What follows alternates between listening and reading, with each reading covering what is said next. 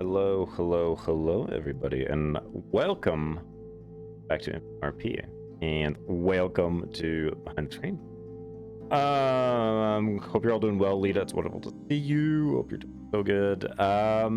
We've got a decent amount to prep today. I'm excited.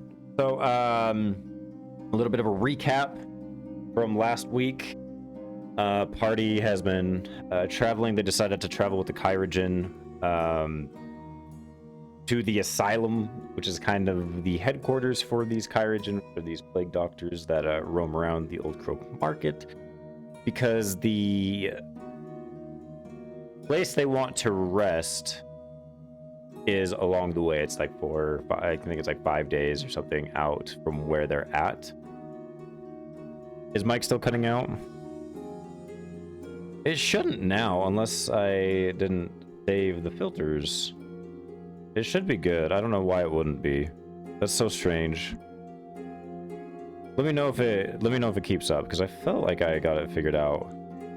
But we might have to do some troubleshooting. It shouldn't have that problem anymore because I messed with the settings on it.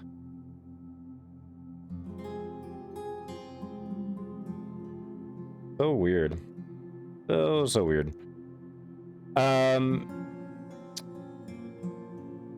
So yeah, they're pretty far away.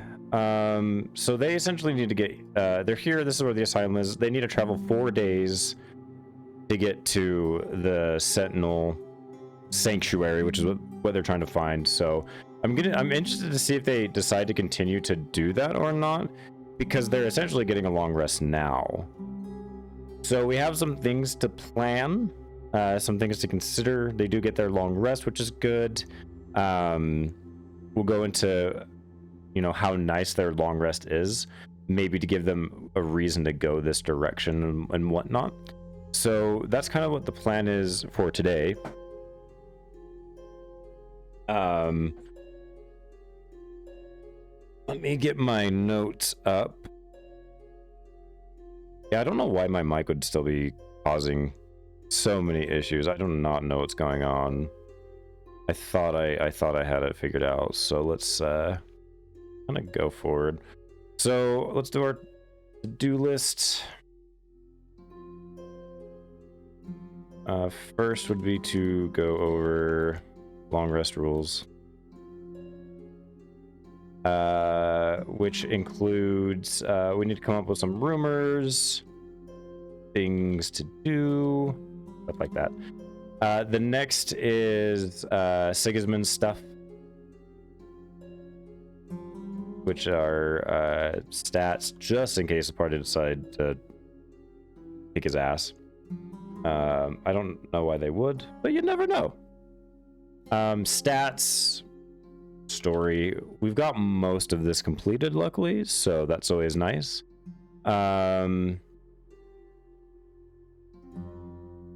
What else do I need? I didn't really write down much. This is all I had. I did not prep very much at all last week, so I'm trying to get back into the groove of things. Long rest rules, rumors, things to do, stat story. Easter egg stuff, I can kind of explain Easter egg stuff. There were several major plot point Easter eggs dropped this week or last week. I don't know if any of you caught it, but there was. I'm just gonna listen to the stream really quick to see how it sounds. But there was. I'm just gonna listen to the stream really quick to see how it sounds. But there was. I'm just gonna listen to the stream really quick to see how it sounds. Okay, it sounds fine to me. We'll see if it keeps up.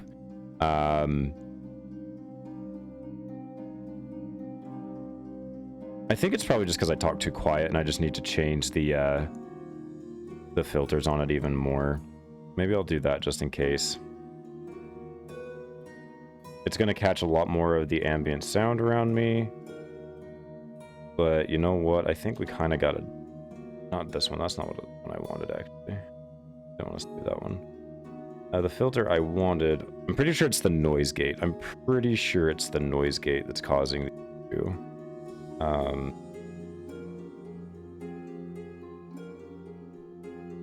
So let's see if that helps, if that's worse or not. Like I said, let me know.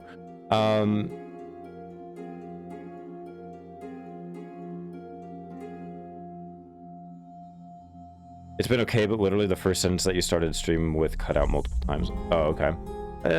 Hopefully it will be okay. Like I said,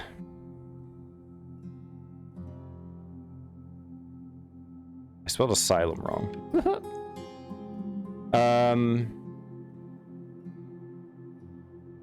Just now it lost the beginning of the word issue. I wonder if it's the attack. I wonder if...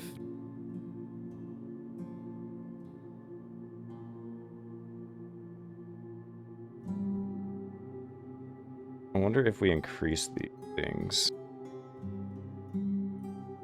Let me know if this is worse or better. Is this worse or better? How does that sound now? Hello, Asian. How are you? I've got to figure this out because it's a pain in the ass.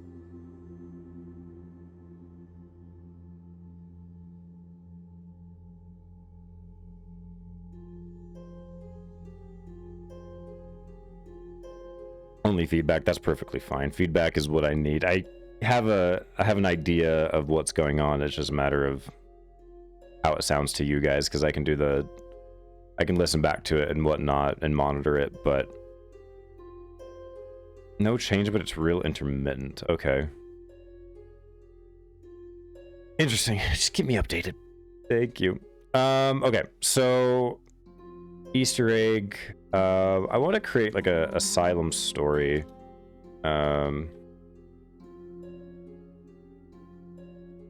So Autry. Awesome, thank you so much. Asylum story, so you know what's going on. Mystery question mark. And also the main quest.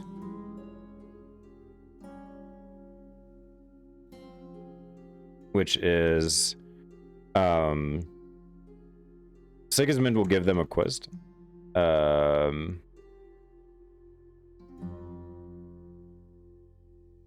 This will help them get to the swamp. Or the gardens.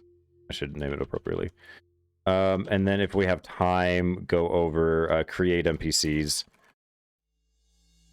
Update OneNote.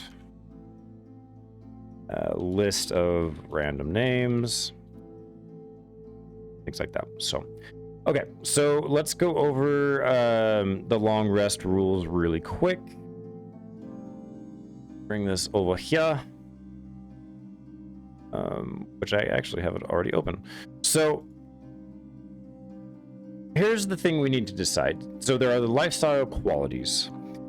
Where the party is staying at the Sentinel's Rest, it is comfortable, so they get everything back. What I'm trying to decide is if it is better to have it be that good or worse. Because if they, if it's worse, they don't get all their maximum HP back. Their starting hit dice, their hunger, thirst, and fatigue is not as good as it could be. Things like that. So I'm trying to find a balance of what that could be. Reason being is if it's good enough where they can rest here for a week, they don't really need to go to the sanctuary. Because the reason they're going to the sanctuary is to rest. So that's one reason why I would keep it at modest, because then I can essentially progress them along the story already. The reason I would keep it like poor or squalid is because they're in an asylum, right? They're in an asylum. It's not going to be great. Or maybe even modest. That would give them a reason to go to the sanctuary if we wanted it. It's also realistic in everything else. I think the biggest reason for the long rest is to get spells back, though. I think that's the biggest reason why the party wants to rest. So we need to figure out which one we're going to go with. Like I said, 4 days away for them to get here to where they would rest. They would have a combat in between and then have to rest. But for here, they're already here. So, like I said, we'll have to kind of see what we want. And yeah, modest seems like a good balance. It's kind of what I'm thinking. They get all their hit points. They don't get all their starting hit die. They get 75% of that back, which I think is above average anyway. I think normal D&D rules, you get half of your spent hit die back. The food, hunger, thirst, and fatigue, that's going to be more narrative at this point in time, I think, because they have rations and things like that. So I think modest would be probably the way to go about it. That way they can continue on to the Hanging Gardens, which is up, here. We don't have that part of the map quite ready yet, but there we go. So let's go with that.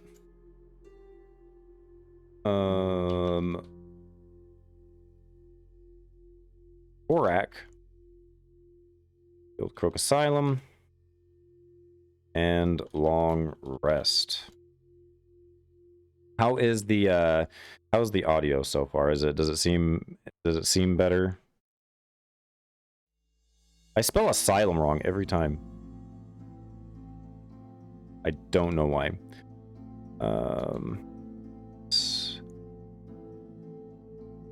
Long rest will be modest. Is 100% HP. 75% hit die. Peckish. Haven't heard any dropouts. Awesome. Peckish, parched, and tired. And I would say players can remedy this by using their own rations. So if they want to expend their own rations, they can set up if they want. So as far as what else is going on, we need to do some rumors.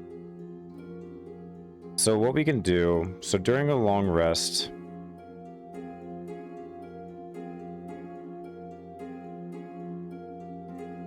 I think we're just back here. So let's see. During your long rest, you'll have time to pursue a primary interest. This is the main focus of your week and something you spend roughly half of each day on, leaving a quarter a day for sleep and a quarter for miscellaneous activities, shopping, eating, basic socializing, etc. You only have time to perform one primary activity per week. This is your primary focus for the days ahead. Choose from one of the suggestions below or discuss them with your GM. So I'm going to let my players kind of decide what they want to do here. But they're in an asylum. So they could work for coin, maybe. They could maybe work for renown, as in making a better name for themselves amongst the Kyrogen, is kind of what I'm thinking. Spread rumors. If they really want to, they could do that. Find a rare merchant. That could be interesting. We could create an NPC that's a rare merchant within the asylum. Maybe he's a patient or something. That could be interesting. Sell an exotic item. That might be a little bit more difficult, but if it works with a rare merchant, you could do that. Craft an item. I would say that they can do that as long as they can say they have the appropriate materials to do that. Learn a tool, research, training, browse and socialize. That might not be a major one that they can do. Rest and relaxation, volunteer work, criminal activity, run a business, perform a service, learn a language. Black market in the asylum, which would be interesting, right? Maybe it is a Kyrogen, where the other Kyrogens sell these things that they steal off people when they take them in. They take their goods off them, when they bring them into the asylum and sell them. That'd be interesting. I know the biggest one. Yeah, during a long rest, the party picks up 3 interesting rumors as they go about their business: adventure hooks, plot developments, or even misinformation. This is one that I will do.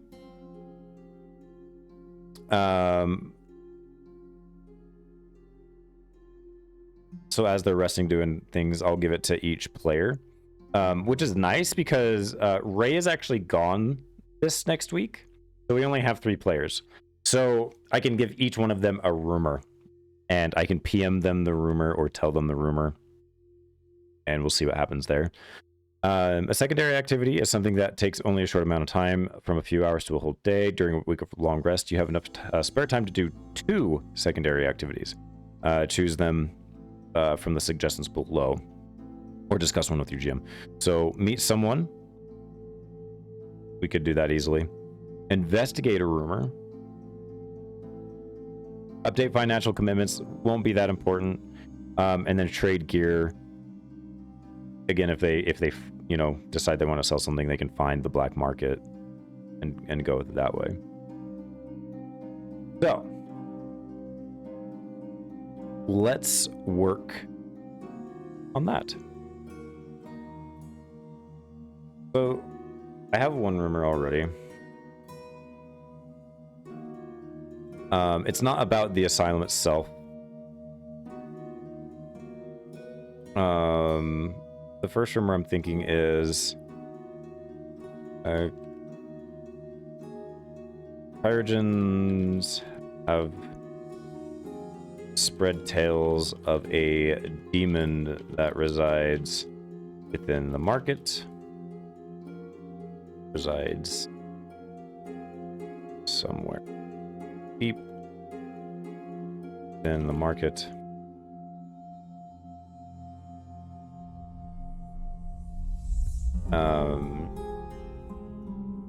I think this is similar to one I've already done, but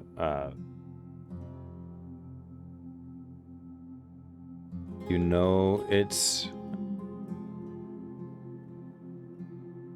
seems to prey on citizens. It's near when you hear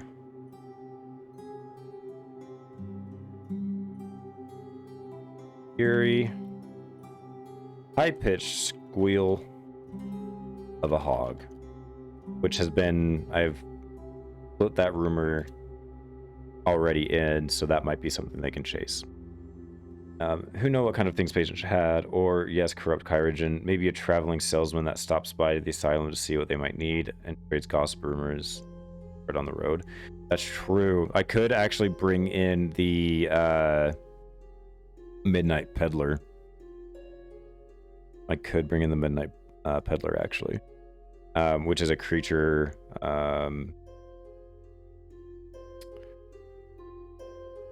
Midnight Peddler is this guy.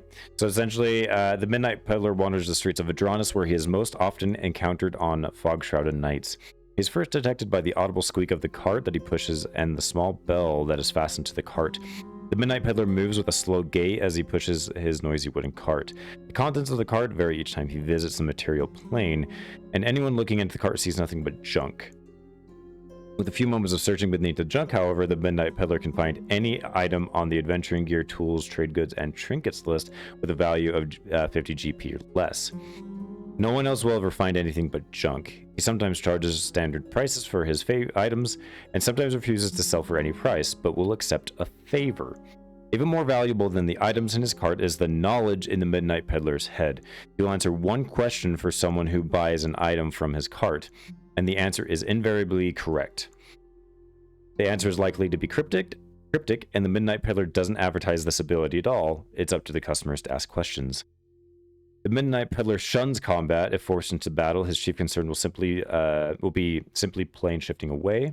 Afterwards, characters who attack the Midnight Peddler might find themselves oddly unwelcome in certain taverns or markets, and beggars and street thieves will be distinctly unfriendly to them. So essentially, you can find these different items, like the lore items, can actually be traded for things like this. So we could actually bring this character in easily, which I think would be a really great idea. So let's do that. Oops. Okay, so there's one rumor. A second rumor. Let's see. There's been a lot of crows around town lately. They ain't fond of clerics, I tells ya. That's an interesting one, actually, given the state of things. I also want one, I want one that's not true. I want a fake one.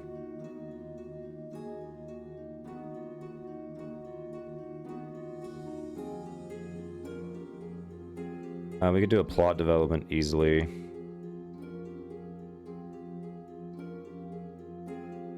And one that we could do, Rose and Kyrogen, like, stay away from the Hanging Gardens. When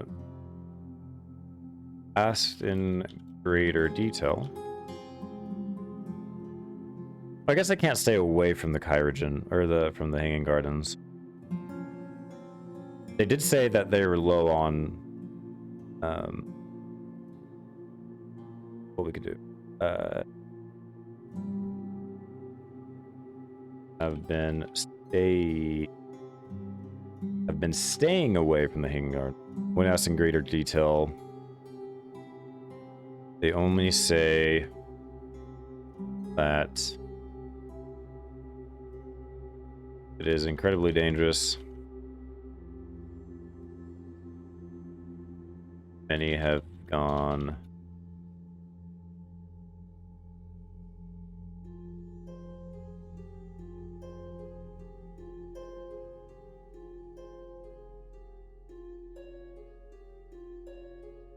that one, and then a fake one, a fake rumor.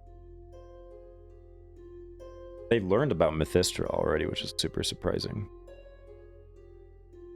Not surprising, because I mean, I'm the one who said it, but I wasn't expecting to actually name drop that dragon yet. Question for the chat, by the way. Did you guys catch the Easter eggs? There were two pretty major Easter egg type things that were dropped this episode. Did anybody catch them? Not a good or a bad thing if you didn't, I'm just curious. And a fake rumor.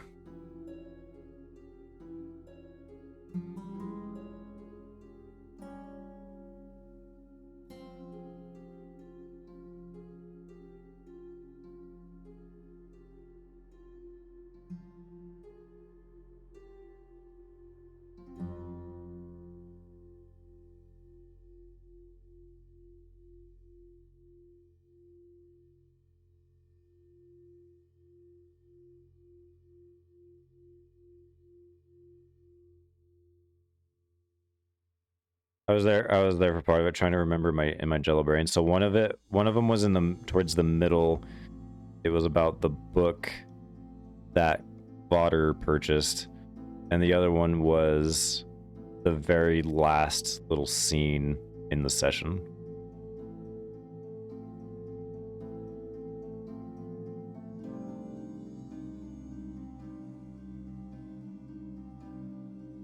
Ooh, what if there's someone going around murdering Kyrogen? One of the guards was found dead in his bed the other day. He had this awful grin on his face. Well, it has to be a fake one. It doesn't have to be a fake one, I guess. So we've got one that's plot progression, one that's an adventure hook.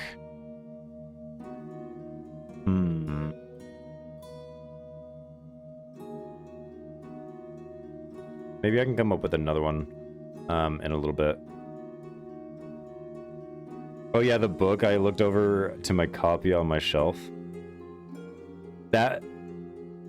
I don't know how surprising that is to you, Lita.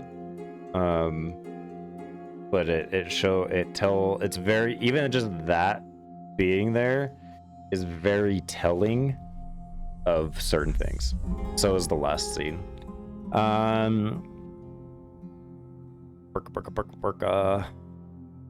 We'll do the other rumor later. We need one more, but I have to actually leave in like an hour and a half to 2 hours, so I can't do all night. One more. The Midnight Peddler.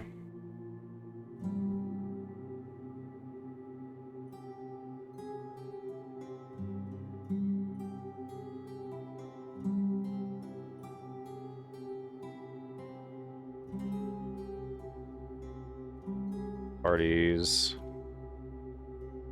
All that needs to be said about that.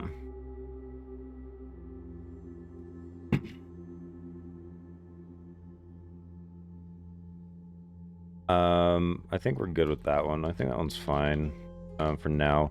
So Sigismund. Let's move on to Sigismund. It has to do with the woman who is asking about her husband. All right, so we have Sigismund the Good Doctor. So Sigismund and his cold plague doctor seek to cure and protect the citizens of the Old Croak Market. Most of the time, they keep many patients locked up in the unnamed asylum. It's the Old Croak Asylum now. Rumors are they do experiments and have many dangerous patients locked up deep within the asylum. All anyone knows is it's a dangerous task getting inside. It's practically its own dungeon. Traps, enemies, and all sorts of dangerous things reside inside. That's if players just start to kind of go deep within and try to like be sneaky about things. But yeah, if one can get to Sigismund, who resides deep within the asylum himself, one might be able to meet and talk with him. He will tell the party that this influenza was created, and it was created by one of his former colleagues, Karina. He explains that she created it because she went mad and that no one would follow her, and unbeknownst to anyone, Karina used a warp stone to create this plague. So this is major spoiler. So without going into more further spoilers,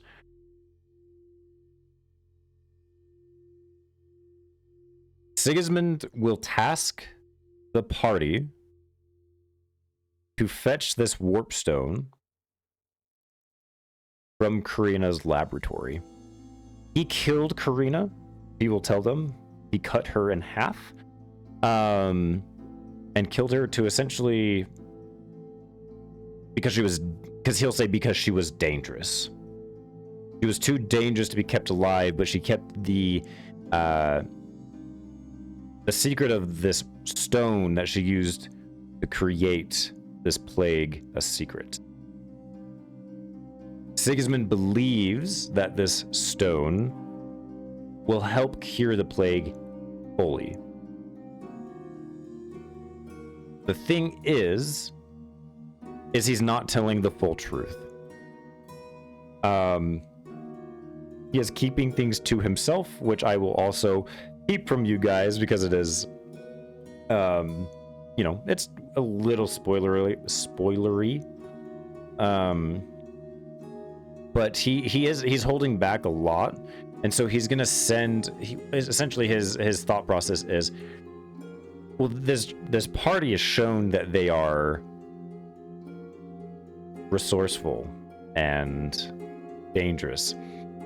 He can't spare any Kyrogen to go find the warp stone, so why not send this party that's expendable in his eyes to go find it? In return, I should be writing this down. In return, he will allow them to leave, which he would do anyway. They'll allow him to leave, and or he will allow them to leave, and he will also aid in some way for them to get to the Hanging Gardens, because as it's been implied, the Kyrogen have been there before. This is where they have lureweed. The Kyrogen have lureweed. I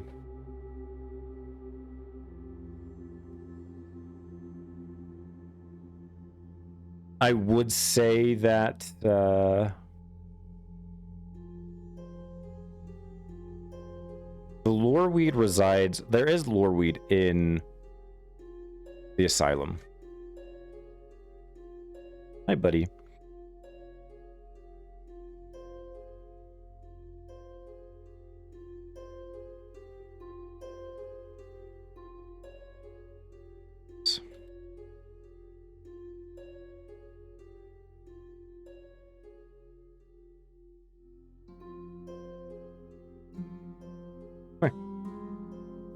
And you're interrupting.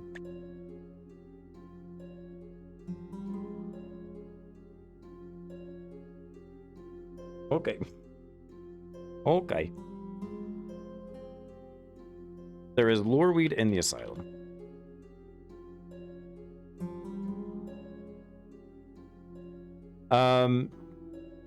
Where?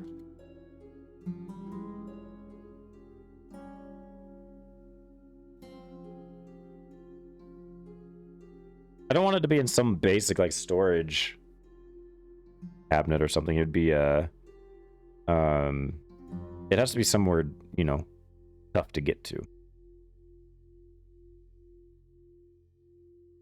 Tough to reach place. Something guarding it. We'll figure that out in a bit. But let's move on to Sigismund. After the party's long rest, I know kitty cuddles. This boy is. Oh, I saw it cut off again. Yeah, this boy, he's a super cuddle bug. He's such a good boy. Such a good boy. After the party's long rest, they will be able to visit Sigismund. The idea I like is I use the terms like you'll have to wait until he can see you. As a, you know, how long do we wait to go see an actual doctor? You know, that's kind of the joke, right? Sigismund makes them wait 7 days. Makes them wait a week. Sigismund will inquire about the party's journey and what their plans are. Let's hi, buddy. He will then ask if they would do a task for him. And in return, he will help them. Hey, buddy. He will help them reach the Hanging Gardens. Cool.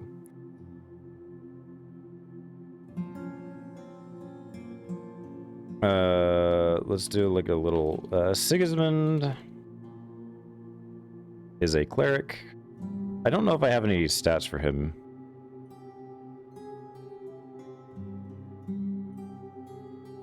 But we can look for some stats. Let's go to D&D Beyond.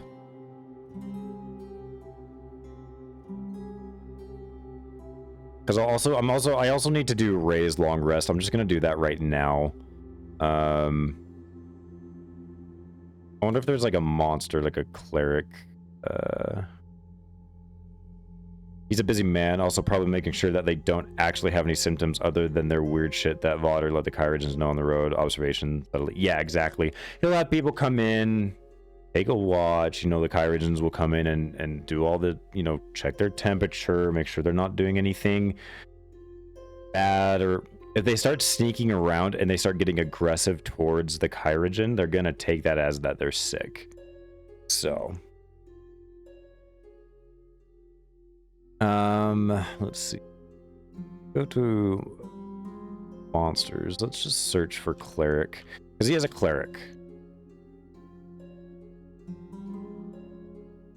The only one is this guy. I don't like.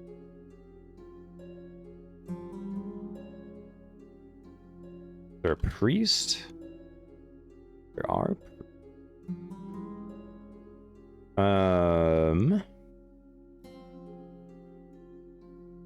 Kraken, priest, crawl, death. Ooh. Crawl are an ascendant power group within the Golgari swarm. Long, content to linger the margin of the inner city, blah, blah, blah, blah. Bro, just bought me with his tail. This doesn't really work. The Death Priest doesn't really work. Go to Kobold Fight Club. I also want to see what the party can do. So party of 5 technically, and they're level 4. What CR is? See, a CR4 is, or a CR5 even is pretty easy for these. It would be pretty easy. Like obviously, not the only one. So CR8's deadly. So maybe like a CR7 creature? Yeah, so like a CR7 maybe would be where Sigismund is. Well, there's this priest.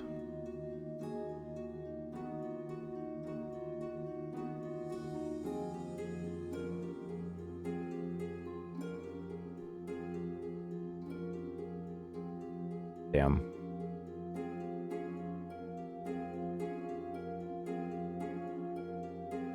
If the priest drops to 0 hit points, roll on the boons of undeath table for the boon the priest receives. The priest dies if it receives a boon it already has. If it receives a new boon, it revives at the start of its next turn with half its hit stored. And its creature type is now undead. That's kind of cool. To prevent this revival, the tattoo on the priest's body must be destroyed. The tattoo is invulnerable while the priest has at least 1 hit point. The tattoo is otherwise an object with AC 15, and it is immune to poison and psychic damage. It has 15 HP, but it regains... What's HP then? Okay, interesting. Interesting.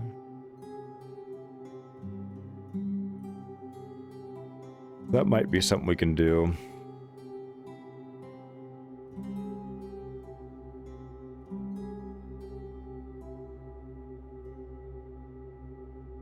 I don't think they'd attack Sigismund, but just in case, we might do one of these. Go to Wisp quick. Let's do a long rest. So how many hit die does she have actually right now? Where does it show? Does she have all her hit die?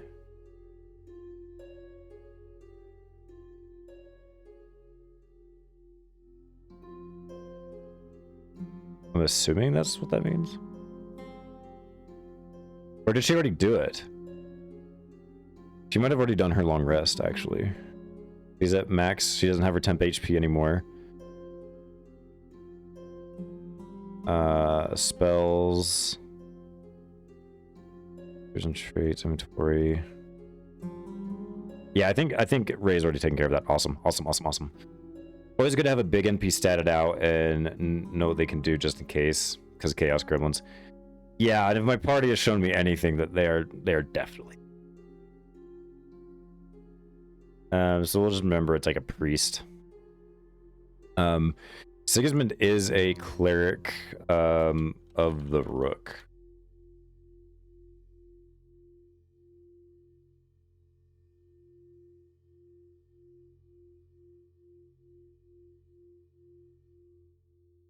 The Rook is not a true deity. I mean, it is, but it's not a super powerful deity, if that makes sense. Do I have... hide that.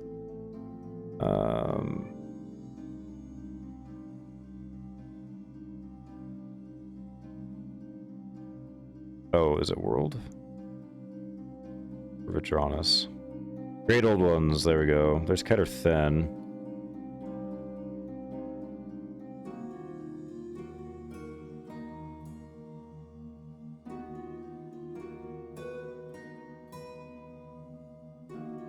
So the Rook is a giant Corvid, essentially.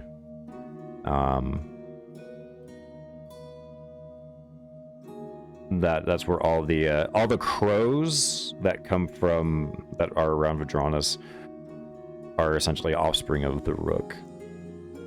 I don't mind this picture. I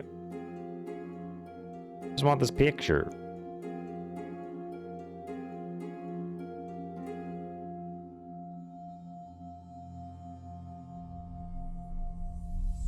I had a Cleric of Rainbows once in Raveloft because you need a little light to fight the darkness to give you hope. That's fair.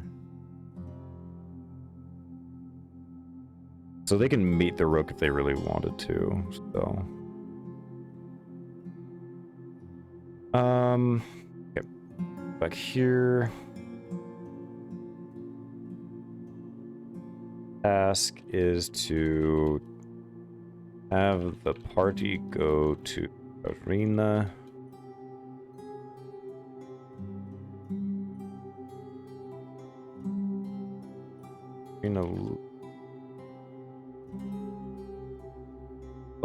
Laboratory.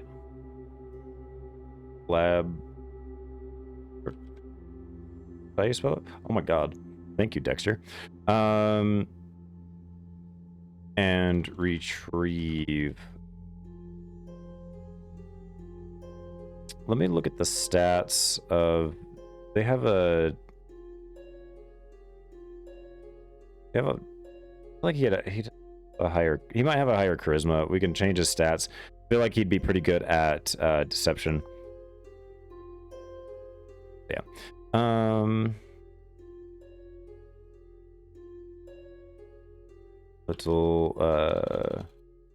Sigismund will tell the tale of the Mad Doctor. How she created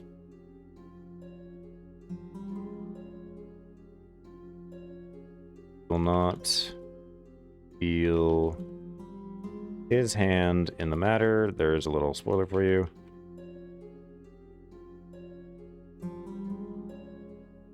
Also believes Rena be dead. She is not.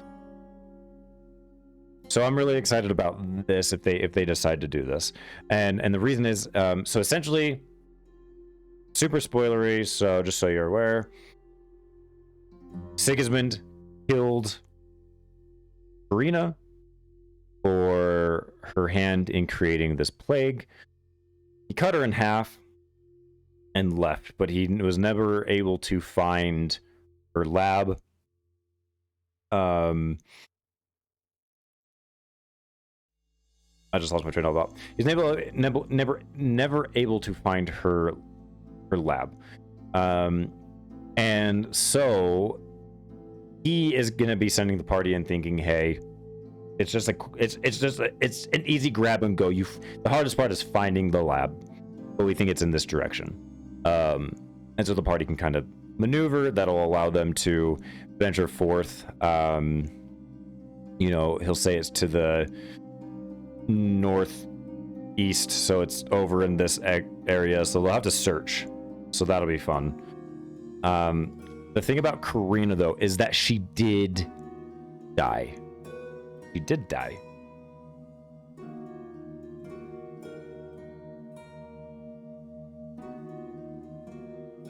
Here's Karina. So I'm gonna reveal tonight my death rules. So this is Dr. Karina Licht, the Enlightened One.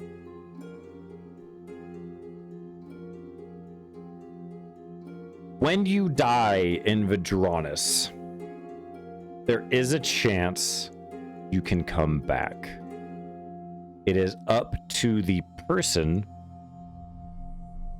to decide if they want to come back or not. And what happens is, I don't know where the death saving throws are. Essentially, they hear voices. They've heard lots of voices, but they hear the voices and they're actually speaking in common. And one voice, different every time, says, if you are not ready to leave this world, I can send you back, but you will take something with you. If the players decide to do that, they will come back. So if they're completely dead, they fail all 3 saving throws, they're dead, they can come back. This is instead of resurrection rules and whatnot that, you know, resurrection will deal with later on when the party can actually do that. But this is a way that the party can come back. What happens though is that the players gain a malady.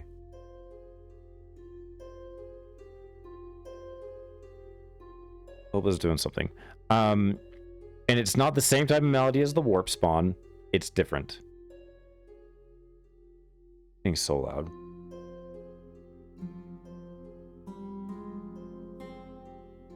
Here are the maladies that they can have.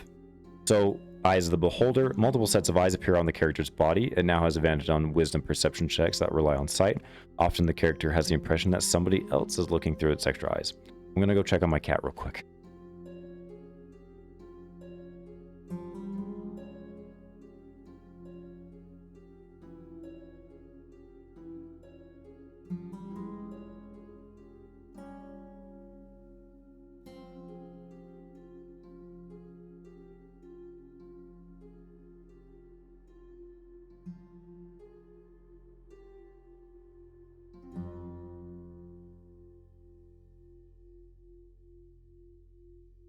Okay.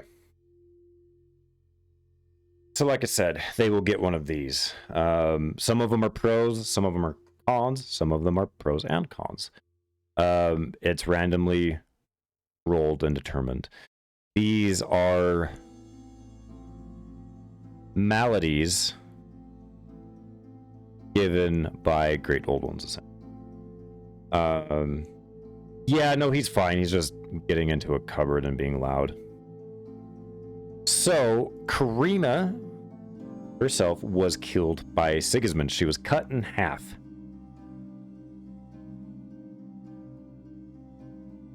NPCs deal with the same thing that the players do. I forgot to mention, if the players take one of these maladies, they lose a death saving throw. So the next time they die, they only have 2 chances. They can come back again. Another death saving throw is marked off. They only have 1 chance. So they can keep coming back in this way, but eventually it will kill them. Is kind of the vibe. So Karina did die, but she made a deal with one of the Great Old Ones for her to come back, and she came back with something, and she got the malady Gurgatar's legs. So the character's legs are replaced by spindly arachnid legs, placing the character permanently under the effect of the spider climb. Well, however, the character's charisma score is reduced by 1. And when I was thinking about that, I'm like, how could I make this character? And lo and behold, the stats for a Drider. So Karina is essentially a human version of a Drider. Not exactly a Drider. She wasn't, you know, condemned by Lolth or anything like that. But these are the stats that I'm going to use. And I'm so excited for it if it ever happens.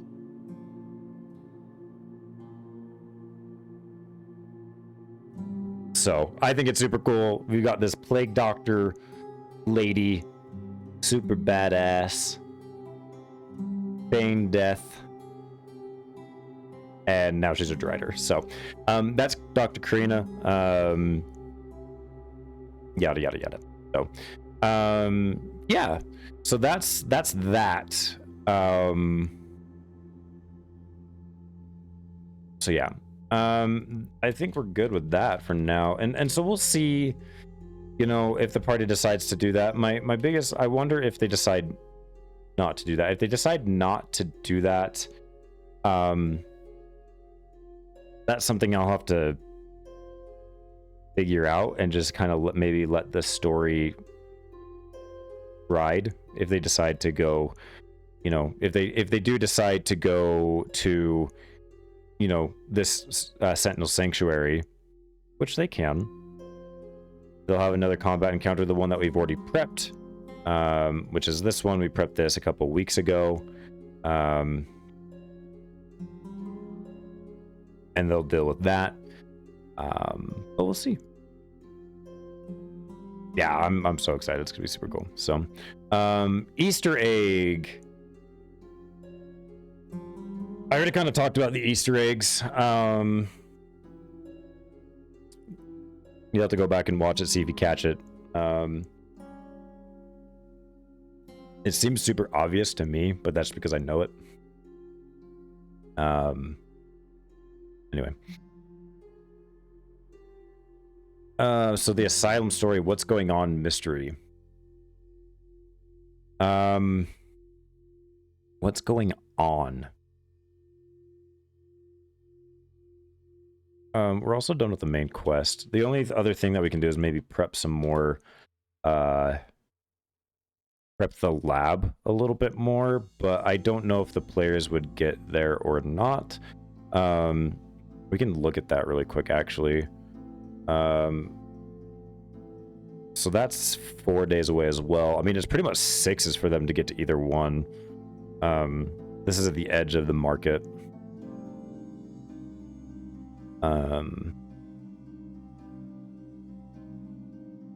So we'll kind of work with that as we can.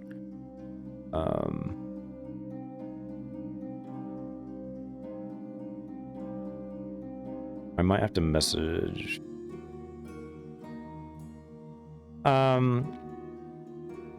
What's going on with the asylum? I kind of want the asylum. I don't want it to be a pit stop necessarily. I want there to be something else going on.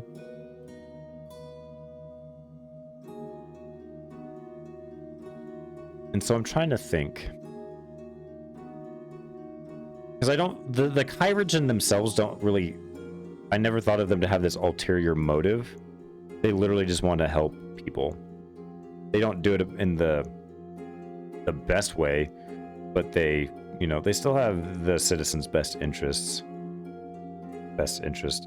at heart, I'd say. I'm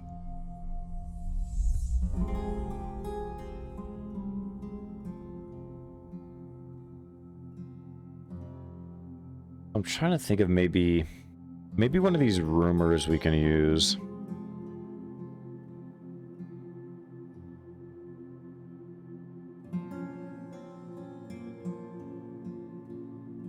And maybe we don't have to. Maybe it can just be a pit stop. Maybe that's okay. You know? While we're thinking of that, let's move to the NPCs. Let's update our OneNote really quick.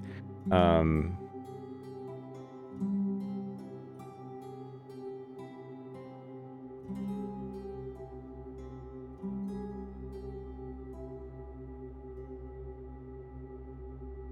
we've got Roderick the Kyrogen.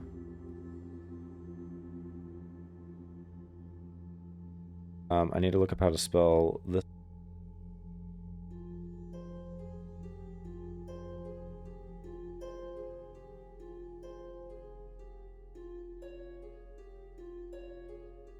We also have Tatiana. Tatiana's the one I mentioned. That spelling might give things away. Is a well respected Kyrogen amongst Asylum.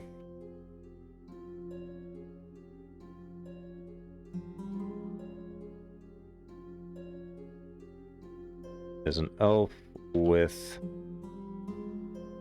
buzzed head. Clean shaven.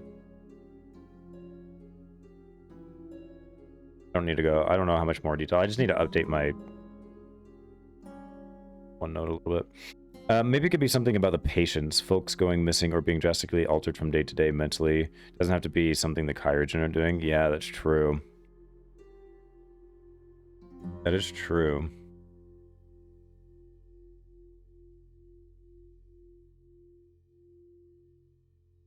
Because I feel like the players would assume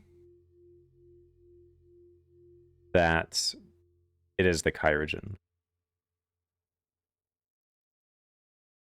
Looking for husband. It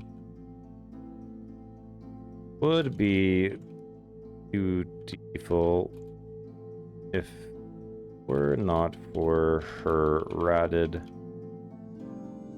messy blonde hair. Seems to have gone mad. That's where husband is.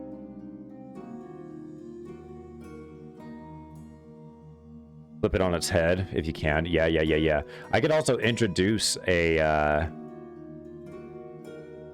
character.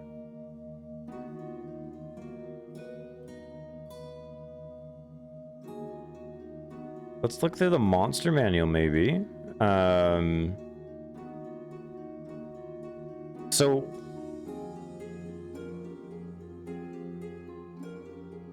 I want something that has shape-changing abilities. Is kind of what I'm thinking. We've already done the doppelganger. I don't know if I want to do that again. My thinking is maybe, you know, they meet this very kind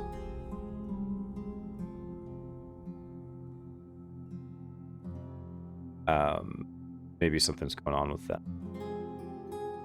Could be a changeling. Yeah, that would be. Ooh.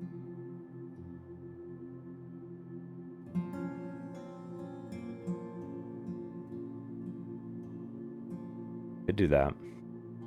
Could do a changeling. What's interesting is we've never seen a changeling before. My first thoughts are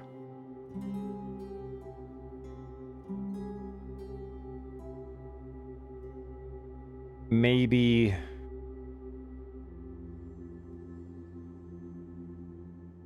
there are no changelings in Vedranis, in this world. So that would be interesting. Tell people that when they find out that no, this is a race that you've seen before. Or sorry, yeah, this is a race that you've never seen before. That could be really, really interesting.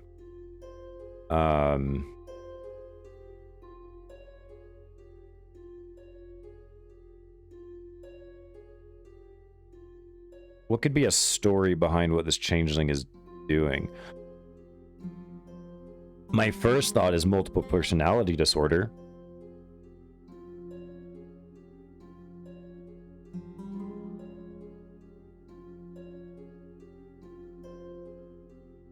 Maybe this changeling has multiple personalities, doesn't realize it. Maybe the Kyrogen don't even realize it, but one of the personas is mad. Kind of like what's that movie? Not Glass, the one before it. I never watched it, but you know what I'm talking about.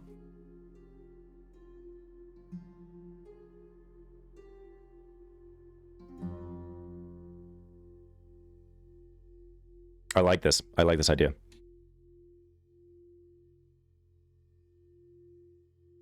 With altars that look different. Exactly. So exactly. Yeah, so each personality has a different look and a different persona to them. I think that'd be super cool.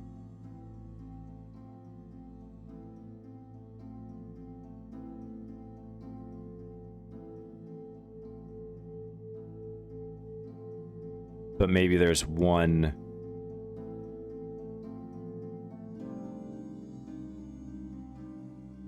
one way that they notice.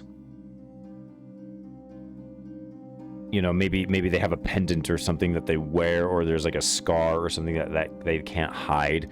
That's able to that allows the players to pick up on it.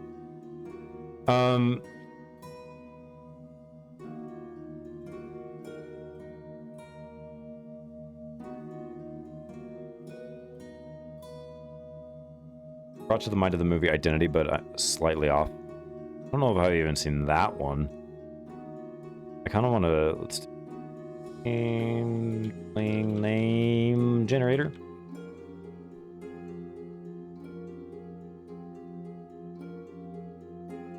This would be their true name.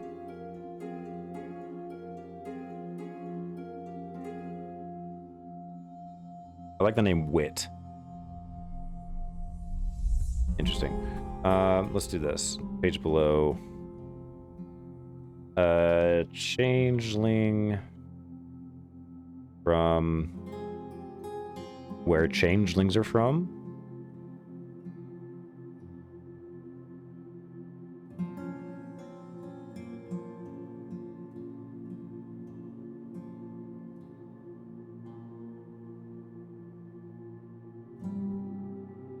A birthmark that doesn't shift with changes, something that's part of them that never changes in contrast to nature. Or yes, Garwood War. What about a tattoo? What about a tattoo?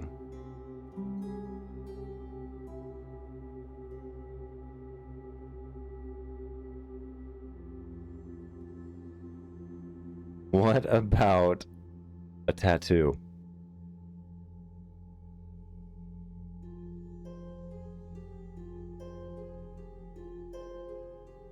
Specifically an aberrant dragon mark.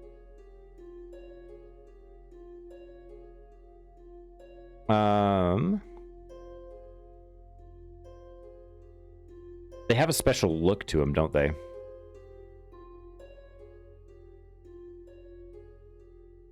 You learn a cantrip of your choice. In addition, choose a first level spell from the sorcerer's spell list. You learn that spell and can cast it through your mark. Once you cast it, you must finish a short or long rest.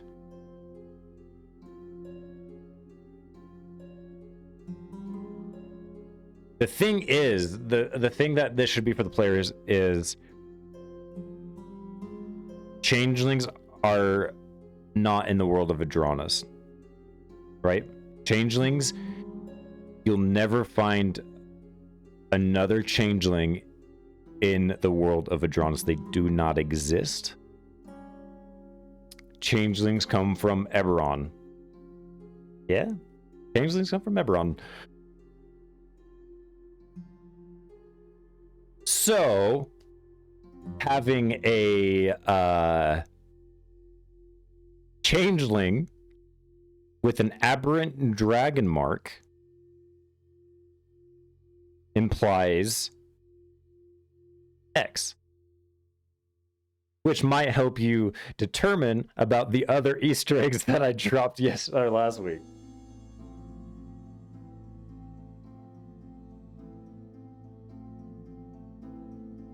As an aberrant dragon mark. We need to look up some cantrips. One cantrip.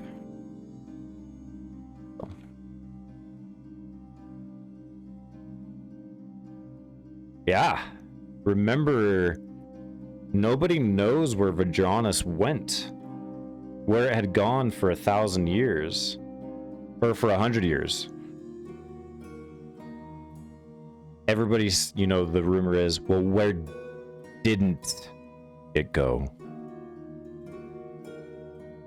That's the question.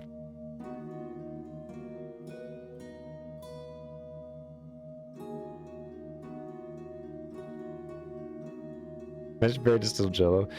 I can straight up give you the biggest spoiler of the campaign if you want me to. Not the biggest, but one of them. How many personalities does Wit have?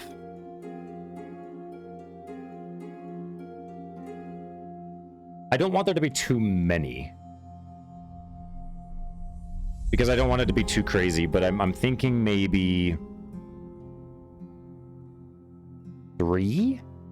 3 to 4? 3 to 4? I want the dragon mark to be on their hand. They're non-binary.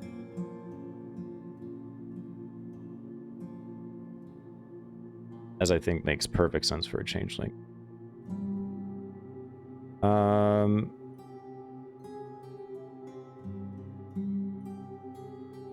Look up.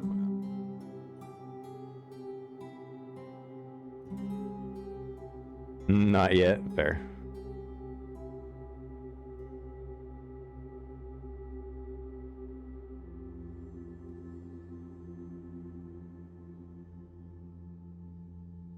I'm gonna have so much fun with this. I'm gonna have so much fun with this.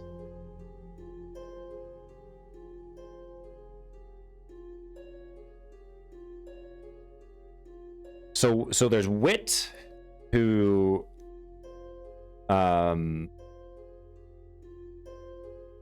is normal. Not normal, but Wit is confused at where they're at. Wit's the one that's gone mad, I'd say. Doesn't know where they're at. Starts name dropping things like I was in Sharn, or I was in this city, like what happened, where am I? Starts dropping the dragon marked houses names and things like that. What about the war, you know, like things about like that, just to fuck with the players. I'm so excited. I was thinking the same manageable would be enough that they might not be detected right away, but enough to establish a pattern. Yeah. So there's Wit. Let's go personalities.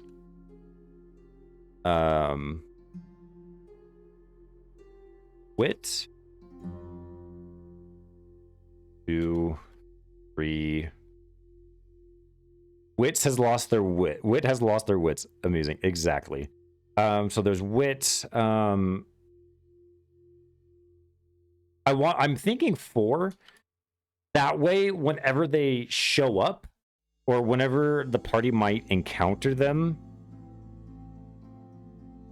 I can roll a d4 and determine which personality they come across that time.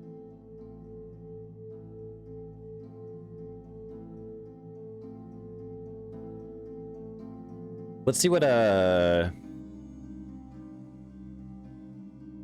other races we can maybe use.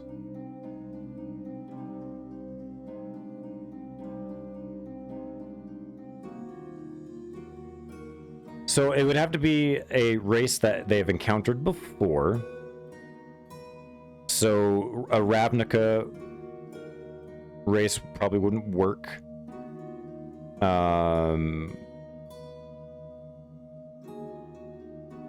It could be another Eberron race. Obviously any of the generic ones.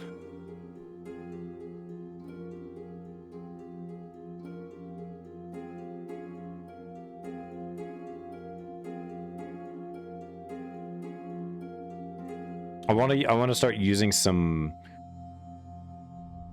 races that I haven't used before. Theros probably not.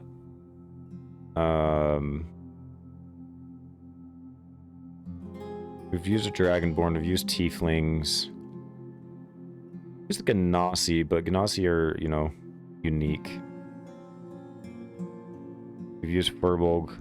We haven't used Hobgoblins. Let's do a Hobgoblin for one.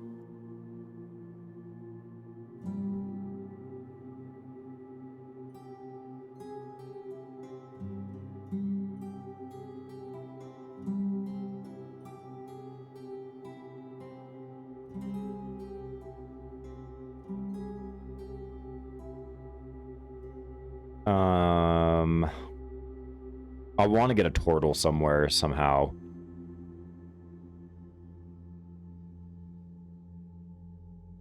I think a Kalistar and a Shifter, like, I think all the other Eberron races might be a little too difficult to figure out, or to kind of like explain in a way. Makes sense? Yeah, Wit would appear to be human. Yes, Wit would appear to be. We have a human, a hobgoblin.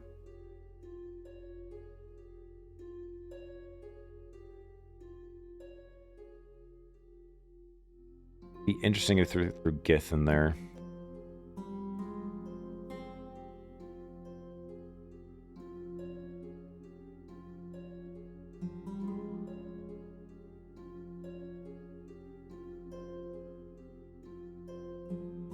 We could do a Ganassi. Do a fire Ganassi.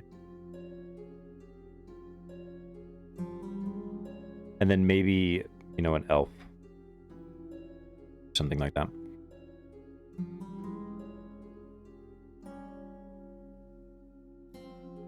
Let's just maybe do an elf.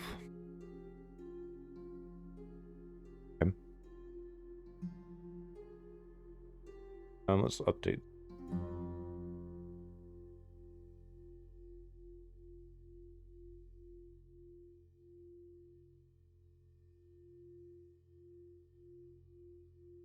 Or a gnome.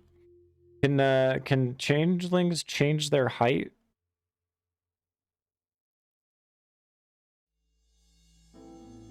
Changelings can shift their forms with thought.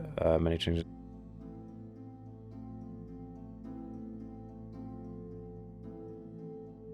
Also gives you fun height differences. Yeah, that's what I'm trying to remember, is if they can do that.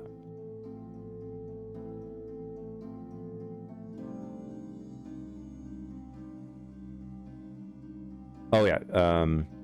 You determine the specifics of the changes, including your coloration, hair length, and sex. You can also adjust your height and weight, but not so much that your size changes. Okay.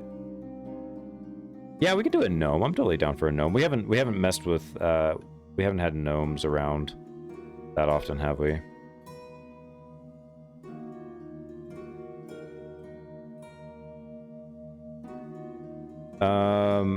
Human, I think he's gonna appear male. Let's just do this, female. Well, actually, do non-binary for the. And let's do a male hobgoblin.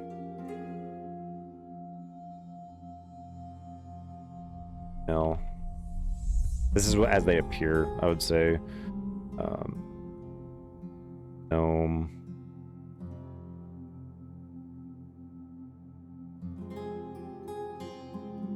I don't want to do.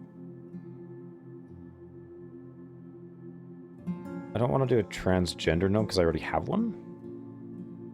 That is Halloran right here. So Halloran is trans character.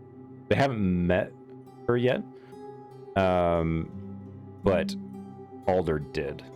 Otherwise, I would do that. But I already have a gnome who's like that. So, what we can do? Let's do a female.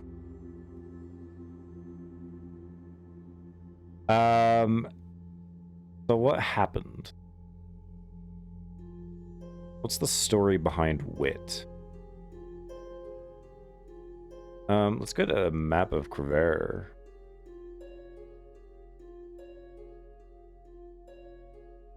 I love Eberron. It's one of my favorite settings, by the way.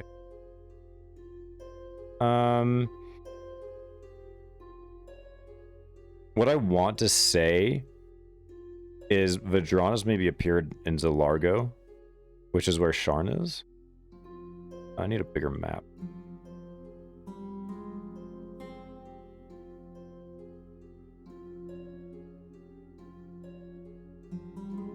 Because Sharn is right here, so that's the City of Towers. It'd be cool if Vedranis went kablowy right there, destroyed this, you know, Sharn.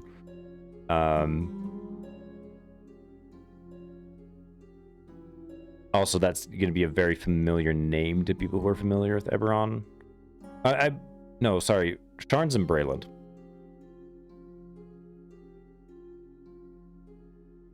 You want sad and depressing because often one of the reasons someone fractures is trauma, physical or mental. I dare say we do, because it makes sense for Vedranis, in my opinion.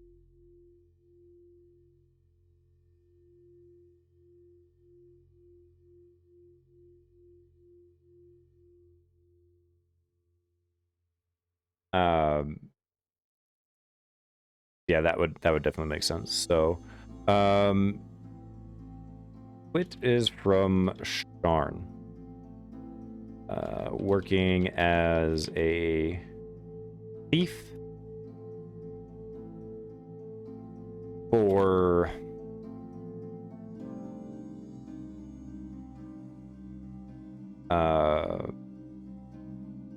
and pickpocket.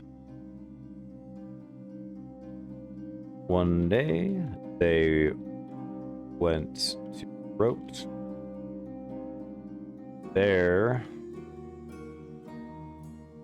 they witnessed Vedranis here for Sharn. Sharn. Everyone around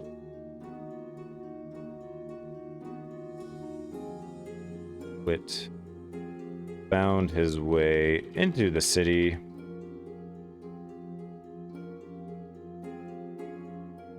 when...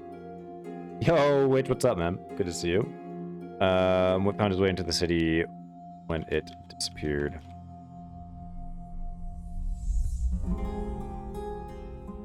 You know nothing about Eberron? It's super cool. I actually really love the setting.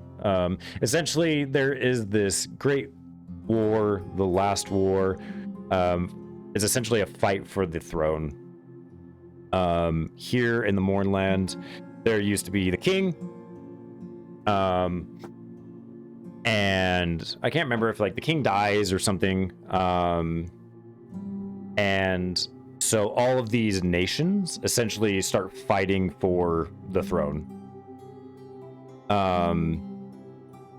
And then something happens, and Siri, which is this country, something happens to it, and it becomes the Mournland where there's a bunch of bad shit. So essentially the campaign, like any Eberron campaign, starts right, you know, several years after this last war, so tensions are still like really tight around, and you know, tense around these countries essentially. Thing with it's a low, not low magic, I'd say. It's they say magic is more akin to technology than it is to actual magic, so you're not going to have like super high level wizards, but there's lots of like transportation and stuff like that. They have like the lightning rail. It's a giant train, you know, that goes throughout each country. They're fun. I want to play in an Eberron game, but my DM isn't a fan of the setting. I love the setting, honestly. I think it's super fun. I've ran one or two Eberron games. The second Easter egg just clicked in your head. I get it. Oh, do ya? Hell yeah. Hell yeah. I'm so glad. So yes, speaking of the second Easter egg, we might see the husband. So the timeline is a little bit different if you're familiar with that. There you go. So, okay, so we got Wit kind of figured out. I'll have to figure out what maybe happened. What caused Wit to have this multiple personality? These multiple personalities. Oh my! I knew my Jello brain would get there eventually. Oh my goodness. I'll just say I'll just say he's near the Hanging Gardens. And there's a reason he's there.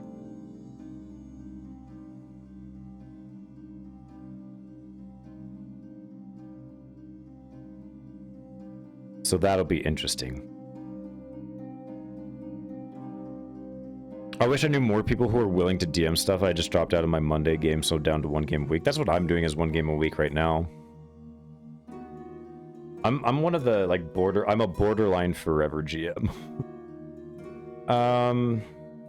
Okay, we can figure out the rest of this later, I think. What else do we need to do? I'm giggling maniacally, heck yes. I've had this Easter egg in my head for so long. And I have replayed that meeting that might happen so many times in my head.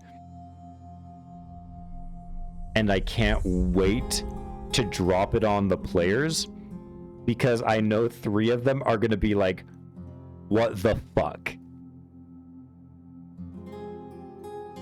And I am here for it, and I'm ready for it.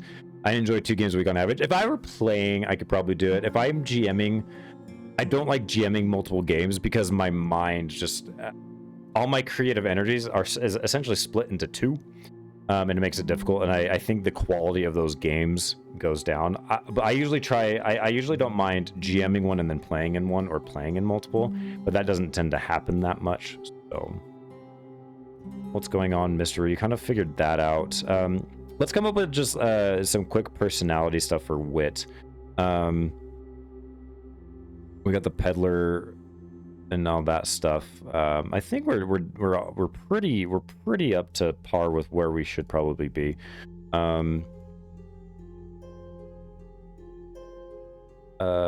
Confused, mad, doesn't know where they are.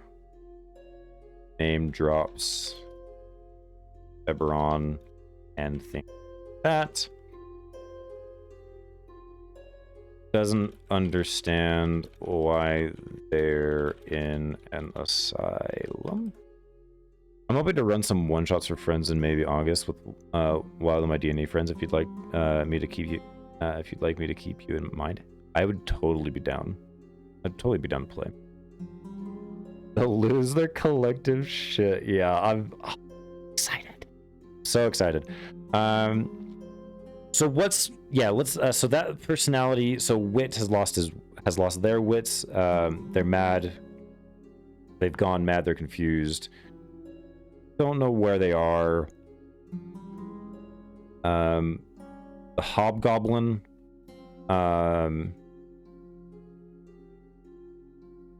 I want the Hobgoblin to appear to be the bad guy. You ended up choosing Mars, by the way? Oh, hell yeah. Hell yeah. So I'm kind of playing to the personalities of the monsters and the creatures and the races. So Hobgoblins are very martial. Appears to be the baddie, aggressive, abrasive.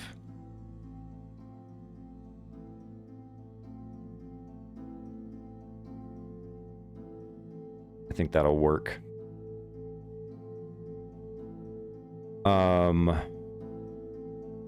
The Fire Ganassi.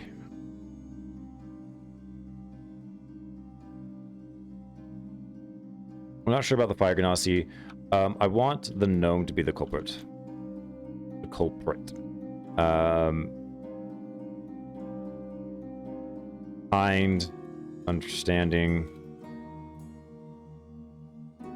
but deceiving.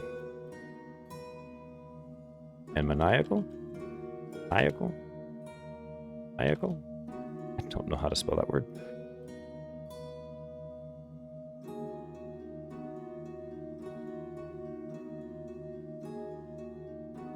Did I tell you the story of why I need a new character? I don't think you did. I don't think you did, actually.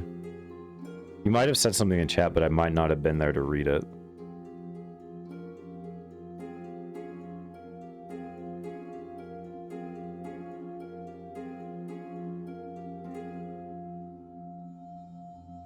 I think the Fire Ganassi is going to be the most aware. Has some idea of what's going on.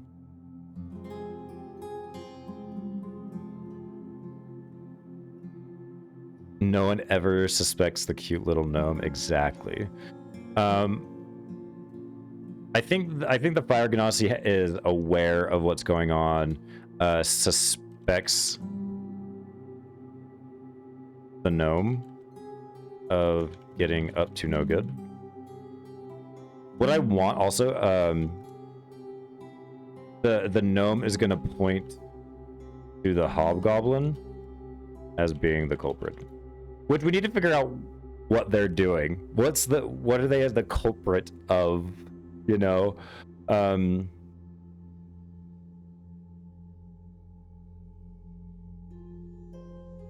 doesn't trust wit. I love this. This is gonna be so much fun. So for like the past 3 weeks, me and my DM have been working on some stuff to get my character's class changed during a break in the game due to a certain mind flayer interaction that happened. Oh, I think you did tell me about this. And then on the first session back before any of the story shift we worked up came to effect, my guy died to a fire geist in a side quest area. I do recall you telling me about that. I love me some mind flayers. Love me some mind flayers.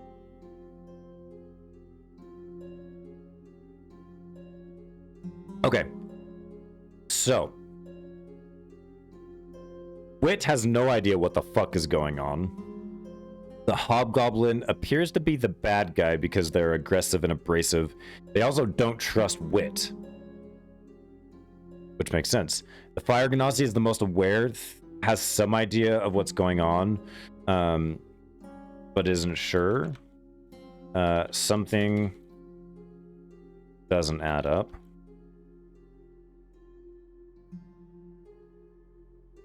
Suspects the gnome of getting up to no good. Only has a little evidence. The gnome is the culprit. They are kind, understanding, but deceiving. I would say that they are timid. Not timid, and shy. They point to the hobgoblin. They accuse the hobgoblin.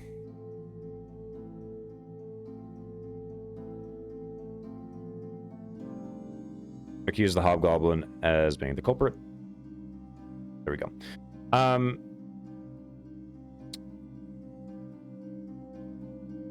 Let's see.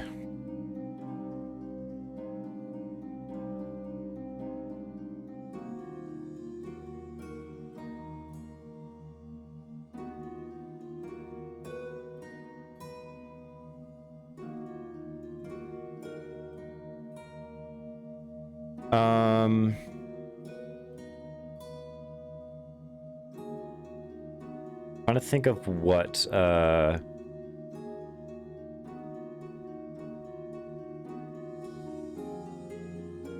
with changeling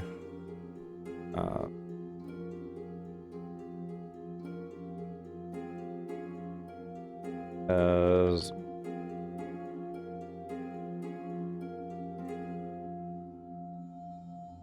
one of which done something bad. We need to figure out what that is. Roderick comes to the party asking for help in this matter.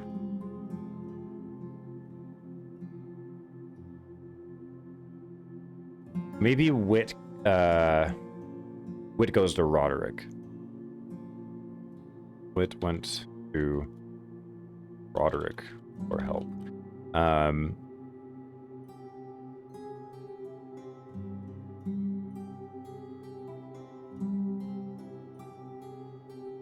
What are you writing up now? Different personalities for a change? Yeah, so essentially a little side quest. So the party's in an insane asylum where they're doing their long rest, which in the homebrew rules we're using is a week. And so I'm coming up with a potential, you know, plot hook for them to deal with, you know, during the rest, or at least afterwards. There's a chance that the party doesn't go for it. Actually, I have an idea as to how this happens. But yeah, so essentially this this changeling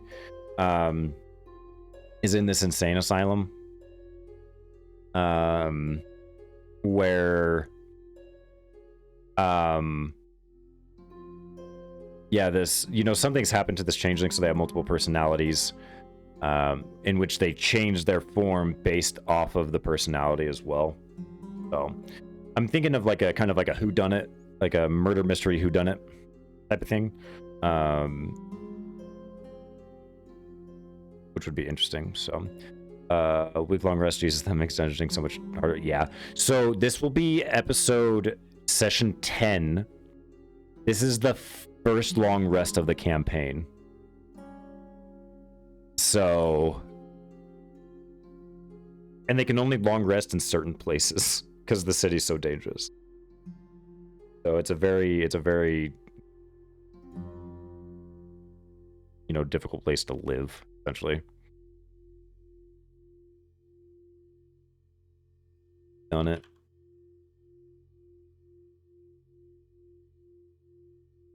The cleric is hurting, that's for sure. Everyone else is okay. It's mostly the cleric.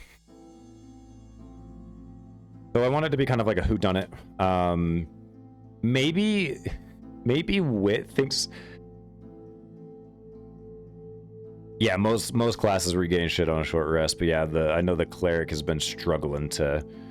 They've read out of spells. I guess technically they did have like one long rest. It wasn't a true like week long, but they went to a mirror plane of existence called the Dream, which is it's a mirror plane of where they're at, but they're asleep. To get into it, they have to fall asleep, and so they got a rest while they were transitioned into that plane of existence. But that's really the only. Wit believes an elf was murdered.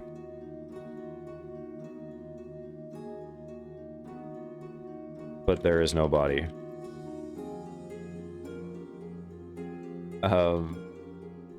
The elf that was murdered was a fifth personality, maybe? Of Wits. That might be kind of funny. My party woke up a sleeping Idhug? That is on session 4. I have no idea what that is.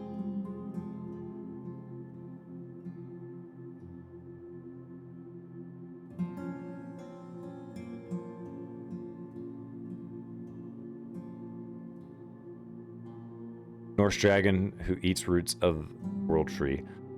Oh, well, there you go. Bringer of Ragnarok? Isn't that Cert? I don't know, man. All my Norse mythology comes from playing God of War and watching Thor, which is not accurate, and probably not entirely accurate at all.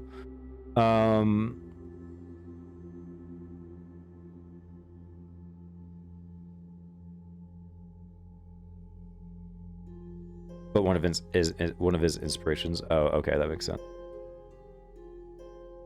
Okay, I think this is pretty good.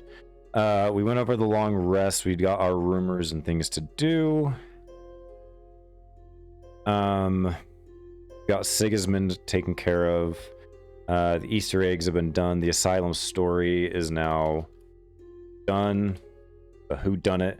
The main quest.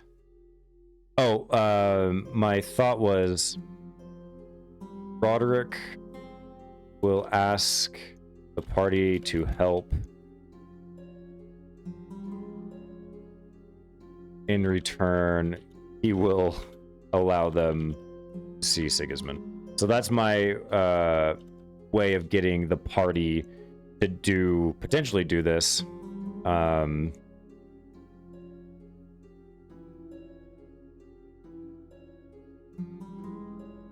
sooner. So I don't want the party to be like, oh, we have to do this. But I want there to be a reward for doing it, and they might get a little something in addition. They help do this. And we'll kind of we'll just kind of roll with it, see what happens. The actual title is the Serpent of Decay. Ooh, that's interesting. That's interesting. Hell yeah.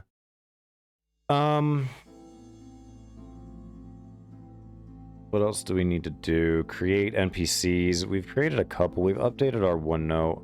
A list of random names. I hate doing this busy work. This is my least favorite thing about it.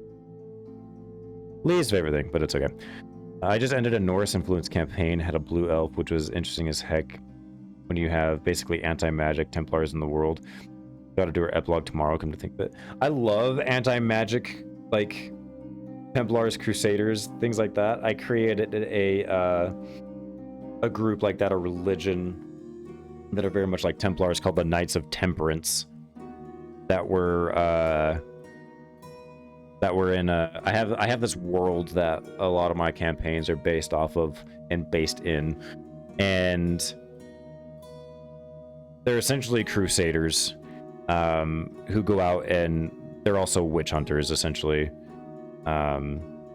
In one of the... So magic is presented in multiple ways in this world. The one campaign where these Knights of Temperance were presented was a Middle Eastern inspired campaign that we ran in the Genesis Fantasy Flight Games system. And so the country is called Baladan, and magic is only 50 years old. And essentially what you have to do to gain magic is do a rite that this man called Solomon Koresh figured out to gain magic. And when you do this rite, you gain essentially a power. So it's not like a wizard who has like a bunch of spells. You essentially get an ability, kind of like a mutant from X-Men, or like you gain like one ability that you can do multiple things.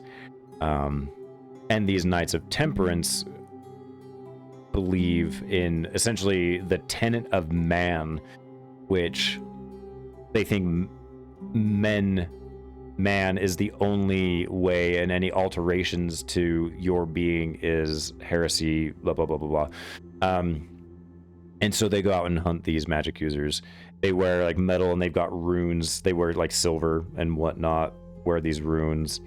The cool thing is when you become a Knight of Temperance, you let go of your name, and you take upon the name of another a saint of this religion. They don't believe in a god per se. So the one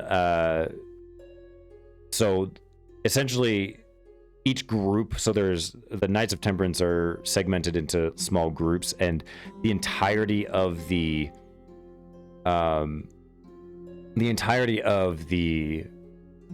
group takes on the same name of the same saint.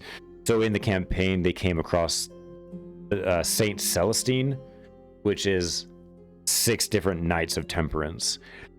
The cool thing was, and something that the players didn't realize until later, is that when people got magic, essentially they were making a deal with a djinn unknowingly, and they would give up something and gain a power. So they would have to pay for their abilities. So kind of like the anime Darker Than Black, if you're familiar.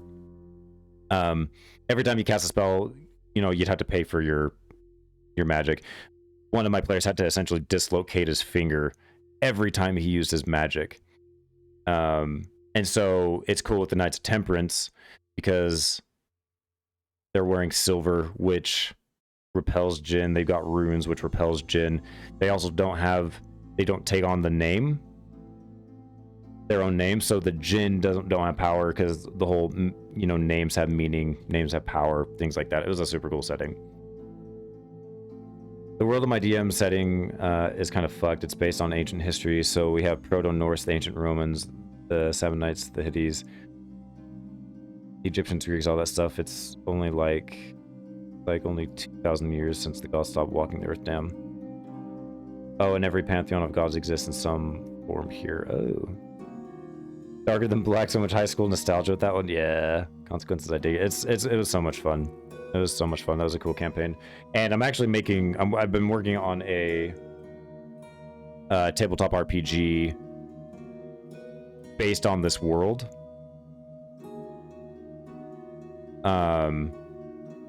Instead of using dice, I'm going to be using cards. So, Knights of Temperance sounds like the Order of the Flaming Rose from The Witcher. Yeah, it kind of does. Kind of does. Yo, Witch, thanks for the follow as well on my channel. I know you're already following that. Anyway, that was a super random tangent, but I think that's gonna be good. I think, you know, the hardest thing to prep for this group is prepping for this group because they go off the rails so often. One of my cats is making a loud noise. Yeah, they go off the rails all the freaking time.